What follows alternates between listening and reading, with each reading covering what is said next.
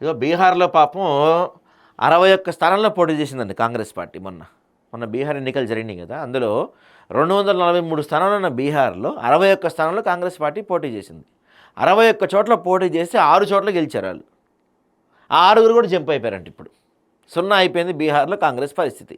రాహుల్ గాంధీ గారు మీరు ఇప్పటికీ ఓడిపోయిన ప్రతిసారి ఈసీ అట్ట చేస్తుంది, ఈసీ ఇట్ట చేసింది, ఈసీ అది, ఈసీ ఇది, దొంగోట్లు, మీరు ఈవీఎంలు ట్యాంపరింగ్ చేశారు, ఇలాంటి రకరకాల కారణాలన్నీ చెప్తా ఉంటే ప్రజలు ఒకసారి వింటారు, 2 సార్లు వింటారు, 3వసారి ఇది. బీహార్లో సున్నా అయిపోయింది మీ పార్టీ పరిస్థితి. మీరు దీని గురించి ఆలోచించుకోవాలి. బీహార్ రాజకీయం అనేపై కాంగ్రెస్ అంతర్ధానం కానుందా?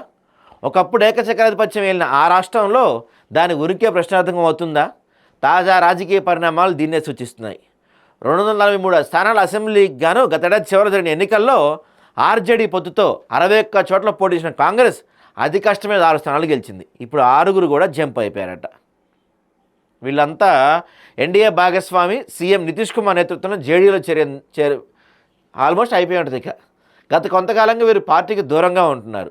వివిజీ రామ్జీ చట్టానికి వ్యతిరేకంగా కాంగ్రెస్ తలపెట్టిన దేశవ్యాప్త ఆందోళన కూడా డుమ్మా కొట్టారు. పార్టీలో వారిపై అసంతృప్తి పతాక స్థాయికి చేరిందని, తమ నాయకత్వంతో గుట్టుగా మంత్రాలు జరుపుతున్నారని జేడీయూ సీనియర్ ఒకరు చెప్పారు. అయితే ఆయన వ్యాఖ్యలను సీఎల్పీ మాజీ చైర్మన్ షకీల్ అహ్మద్ తోసిపుచ్చారు. ఏదేమైనా ఇప్పుడు ఏంటంటే వీళ్ళున్న 6గురు అండి, వీళ్ళు 6గురు చేసేది కూడా ఏముండదు. పైగా బీహార్లో రాజకీయాలు ఎట్టుంటే తెలుసు కదా, అధికార పార్టీలోకి వెళ్తే ఈ 6గురు ఒకరికైనా మంత్రి పదవి వస్తే, లేకపోతే ఏమైనా స్కామ్లో పాల్పంచుకోవచ్చు. ఇక్కడ ఉంటే ఏమైద్ది? కానీ ఇక్కడ ఈ విషయాన్ని రాహుల్ గాంధీ గారు అనాలిసిస్ చేసుకోవాలి.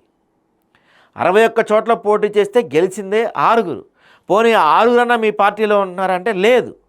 గతంలో బీహార్లో ఏకచక్రాధిపత్యం వహించిన మీ పార్టీ ఈరోజు అక్కడ సున్నాకి పరిమితం అయ్యే పరిస్థితి వస్తుంది. మీ వ్యూహాలు, మీ ఆలోచనలు మార్చుకోవాలి. లేదంటే రాబోయే కాలంలో దేశవ్యాప్తంగా కాంగ్రెస్ పార్టీకి ఇదే గతి పట్టవచ్చు.